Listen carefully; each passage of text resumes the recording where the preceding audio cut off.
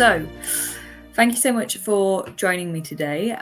Today, we're really going to focus on the role of impact investing firms. So, who better to talk to than yourself as CEO of InnoEnergy Scandinavia? Obviously, InnoEnergy, for anybody who hasn't heard of them, were founded in 2010 as an impact investing firm that invests in seed stage and early stage companies across a number of sectors, whether that's energy, climate technology, clean technology, mobility technology, Internet of Things, robotics, and drone sectors across Europe. You industrialize clean tech innovations. You've got over 600 investments. And in addition to investing in early stage companies, you also educate the current and future workforce, as well as building a clean tech value chain. So again, who better to talk to about the role of impact investing firms than yourself? Do you want to start by just giving a bit of an introduction to yourself and your background? Yes, thank you for having me here. My name is Lowina Lundström, and as you mentioned, I'm the CEO of InnoEnergy in Scandinavia. I joined InnoEnergy by January 2024. My background is now, I think, more than 17 years in the energy sector. And before that, 12 years in the telco, and long before that, 7 to 8 years in the IT industry. Yeah. Perfect. Okay. So just to kick things off, what recent partnerships or projects do you think really exemplify InnoEnergy's commitment to sustainable energy solutions? Let me choose some different. One of our ventures in the making is Volagy, which is developing sustainable aviation fuel, or ESAF. And that's an incredible, exciting space because the aviation sector is one of the hardest to decarbonize. The potential to replace fossil fuels in long-haul flights with cleaner alternatives will be definitely a game changer. Another example of a new project we entered a company is Mana. They're producing green metallurgical silicon, which is key for both solar panels and battery anodes. And well, as you know, these are foundational technologies for a clean energy system. Yeah. And as third, I would like to mention our own company, Repono. And their best solution is a battery energy storage system. It's a key role in stabilizing power systems. And it's, I think, especially relevant considering the recent blackout in Iberia, even though we don't know the root cause yet. The investigation is ongoing. But on the other hand, the best solutions have already proven its value. We had a blackout in the UK in September 2019, and the best solutions have now been successfully deployed already. Then, of course, on partnerships, we are continuing to grow our partnerships across the battery value chain, renewable energy system, but definitely also industrial decarbonization. These go beyond individual investments, as you understand, because these are our strategic moves within a broader ecosystem. I think that's the ecosystem that really is what sets us apart. Wonderful. Even if those examples that you've given there, those are some very different businesses. What is the criteria that you prioritize when selecting ventures to support? I would say we laser focus on early stage venture that really tackle real systemic challenges in the energy sector. As you mentioned in the introduction, we typically enter a pre-seed or a seed stage. We're looking for an average ticket size of 15 equity stake, as well as a board seat. That will allow us to be hands-on, but not controlling. Secondly, we are looking for a strategic fit within our knowledge area across the full value chain. It's from storage to renewables to smart grids, energy efficiency, circular economy, and industrial decarbonization. But I think the most important point is that we're not only backing technology, we are backing teams when they have the grit, the ambition, and the clarity to scale their impact. And if you just give me one personal example, I met one of the founder of Stockholm Water Technology. Kati Kunyali is one of our portfolio companies, and they're creating this smart, sustainable water purification solution, clearly solving a massive problem globally. And after the meeting with him, I realized that it's this kind of person we need more of in the energy transition. He's dedicated, he is knowledgeable, he's focused, and he's humble. It's sort of the perfect winning combination. Definitely. That in itself is such an impressive way to go forward. How does, like you said, it's early stage startups. So how does InnoEnergy's approach to de-risking early stage and capital intensive clean energy startups, particularly through that hands-on support and ecosystem integration differ from a traditional VC model? I think the shortest answer, maybe a bit bold, we're not just writing checks. We are co-building companies, and especially clean tech startups, especially in the energy sector. They are, as you mentioned, often capital intensive and slow to scale, especially compared to IT companies. And capital intensive and slow to scale are normally a quite scary combination for traditional VCs, but not for us, because the approach we have is different. We are de-risking through deep involvement. Yep. Whether it's securing non-dilutive funding or helping shape a go-to-market strategy or a technology development plan. We have dedicated teams for everything from EU policy to talent acquisition. And most of all, I would say, the ecosystem we have, we plug these companies into this ecosystem is a major asset.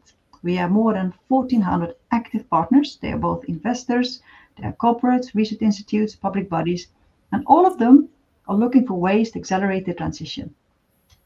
Amazing. So you're pairing the industrial players with the early stage startups? Definitely. I think the collaboration between startups and industry is essential, because what we have seen and what everybody can see is transformation won't happen in silos. And many of our industrial partners, and good to know, is that 40% of our shareholders are industrial players. They are actively looking for innovative solutions. And here we are helping to bridge the gap by making warm strategic introductions, not just sending mails, because we work to understand both sides, the industrial player and the innovator, and then support them and fit that actually works. I remember a case as well in last year that when we had a startup in storage, it was introduced to a large utility, and they were both initially skeptical, but we did see the match. And 6 months later, now they're piloting together. And I think that's the power of a well-created ecosystem. Exactly. It's a win-win for both. Definitely. And that's very important. It should always be a win-win. It can never be a win-lose. Exactly. Okay. I mean, is that quite important, especially given the different investors on your cap table? They are the industrial players. So again, you're checking with them to see, can they be an investor and therefore make that introduction. So given your extensive experience at Svenska, how does that background influence your approach to leading InnoEnergy?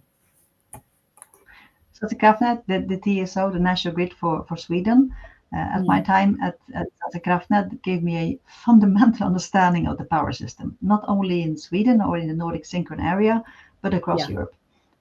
I was leading a large, complex organization where, as you understand, security of supply was a daily concern. And one of the things was that the wide range in time, the 1 second or 2 seconds that you have in the delivery hour in the control room, as well as to predict investment needs for 40 years ahead. So it's a very big span. That taught me how to think in systems, how to manage risk, but also how to build resilient teams. And I think that's what I bring to InnoEnergy, is this mix of strategic system thinking, but also a very human, hands-on leadership style, because I care deeply about people, whether they are founders or policymakers or entrepreneurs or my own team. I truly want everyone I work with to feel they have the space to grow and contribute, because when people thrive, I think innovation follows. Yeah, and I think having sort of the different backgrounds and the mix of cultures is always the best way to see things from different perspectives that you might not have initially considered. Different perspectives are always going to create more balance.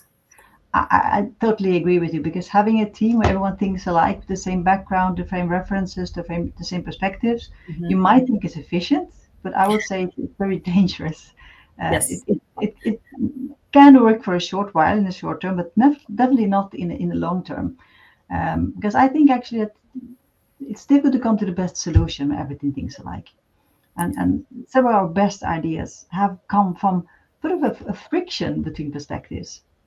And actually, currently, I'm working in a team with, well, I think it's at least 8 different nationalities, genders, backgrounds in the room. And well, I can almost feel this creative tension. And I think that's where breakthrough happens. Yeah. Innovation requires some discomfort. And I think diversity is definitely one way to unlock it.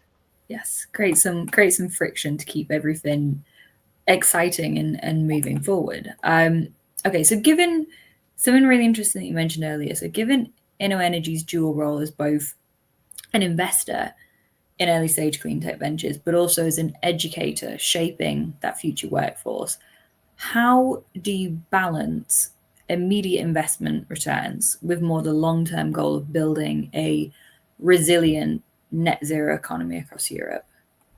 I used to say energy transition is a marathon. It's not a sprint. Yep. You both need the speed, but you definitely also need the endurance.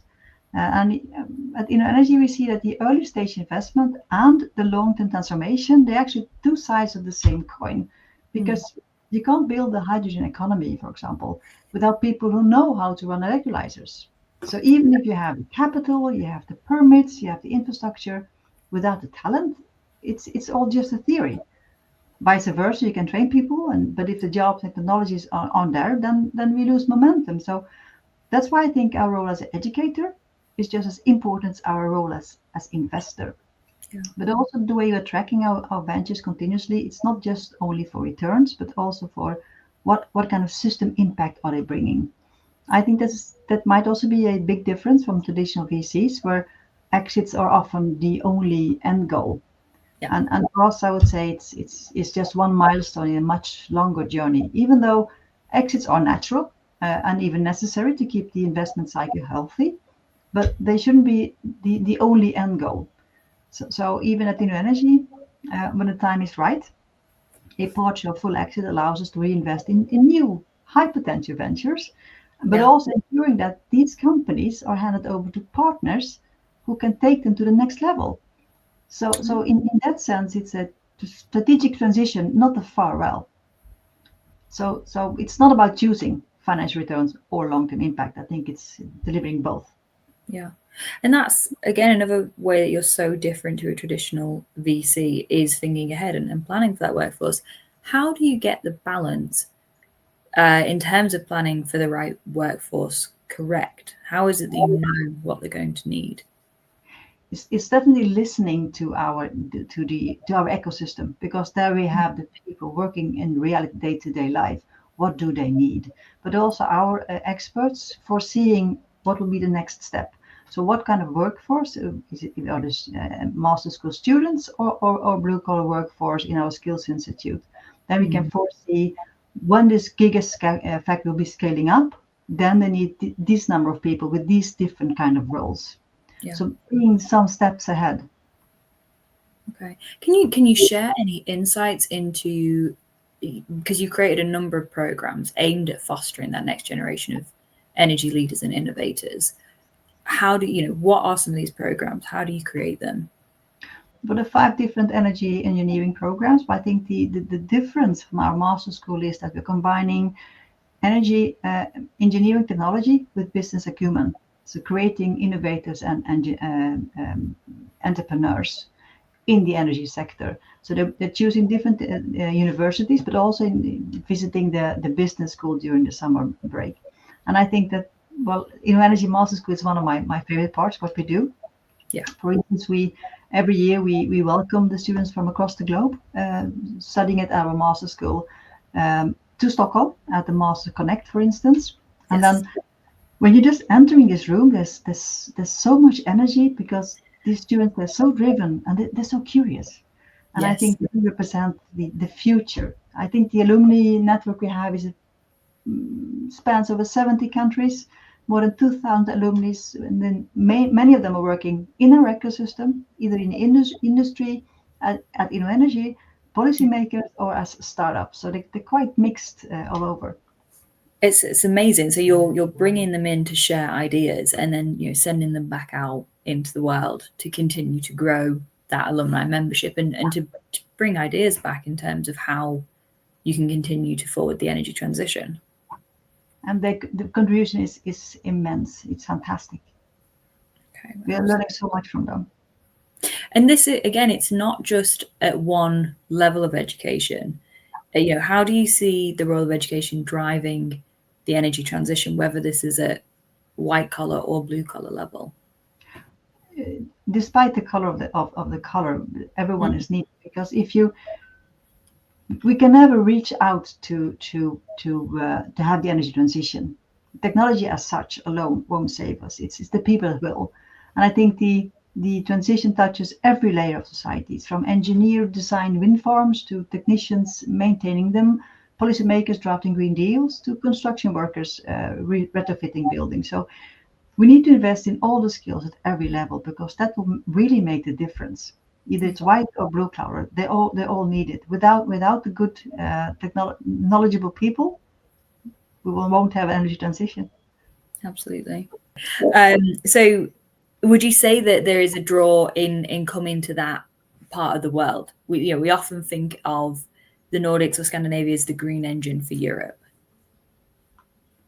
I can agree that we are the green energy for Europe, because Scandinavia is a leading example, not only for the CO2-free energy. You know that Norway has more or less 100% CO2-free electricity production. Sweden reached 99% last year. Finland has 91% and Denmark 87%. So it's really the green lung of Europe, and that's definitely a driver. But then also you had this clean tech innovation, but also the knowledge of how to implement it effectively. And on the other hand, you also had this transparent governance, this bold public-private collaboration. But also, I would say the society has in general a clear commitment to sustainability and resilience. So I think that's our key factors to be an innovative part for Europe. Perfect. In terms of then, more looking outside, what sort of policy changes do you think are really essential to support the growth of the clean energy sector? I would say in general, it's a mix of incentives and deterrence, make it easy to be green and more expensive not to be. But I think in every country, what really is needed is predictability. Because if investors, entrepreneurs can't count on policy staying in place, they won't take the risk. So that's essential for every country driving the energy transition. Do you engage with policymakers to ensure sort of the needs of innovators are represented? Yes, we do. It's really important, because the policymakers really want to make a difference. They really want to make policies that are driving energy transition. But for that, they also need the voice of the innovators and the voice of the industry, people really working on this on a daily basis. So mixing them together, I think, is extremely important. And I think we have a good ties both on the European Commission level, but as we have 6 different locations in Europe, also on the national bodies. So we want to support them in creating good and solid policies, as they really want to do, but they need help and input. Exactly. You need to provide that expert voice, that expert guide. Exactly. That's the difference. In your opinion, then, what are going to be the biggest challenges and opportunities for the Scandinavian energy market in the coming decade? If you look on one side, we have a unique innovation culture in Scandinavia. It's trust-based, it's agile, it's full of technical talent. We have the economic freedom with supportive policies. For instance, I don't know if you know that, but Sweden is ranked number 2 in the Global Innovation Index 2024. Wow. Okay. Yeah, Switzerland is number 1, the World Intellectual Property Organization. And I think that's why we have the highest number also of energy-related unicorns per capita in the world. On the challenges side, the Nordic market is small. We only have 28 million people. So going international is definitely essential to survive. And on the other hand, building the grid was done very early in quite a short period of time, which also means that many parts of the power grid have reached their technical lifetime, as well as reinvestment has to be done. Also, we need to expand the power grid to connect new supplies and large consumers, which takes time. And that permitting is actually the key stopper for developing. So that has to be increased quite dramatically. I think that's a really important point, though, about just how supportive the environment is. You're having the highest number of unicorns, having such a culture that supports innovation, even though it's small. If you can create that innovation in Sweden, then that can bring knowledge from all over the world if it's recognized as what it is. Definitely. I also think that's from the policy side, there's a safety net. So there are different solutions for people that are dare to take the risk, because will fall that deep if they fail, because when you're an entrepreneur you will fail 9 10 of 10, but the 10th time it's really going well. But the safety net is very important for people to dare. Exactly. Well, look, I think that overall gives people a really clear introduction to, again, the world of impact investing, and Exactly. as a leader of it, not just in the green space, but geographically as well. That gives, I think, a really sort of instant lay of the land, and it's very easy to understand the benefits of it and how different it is from any sort of traditional VC model. Yeah. Okay. Definitely. Well, thank you so much for joining me on this. It's been amazing to cover some of these topics with you, and I hope to talk to you again soon. Thank you so much. Thank you.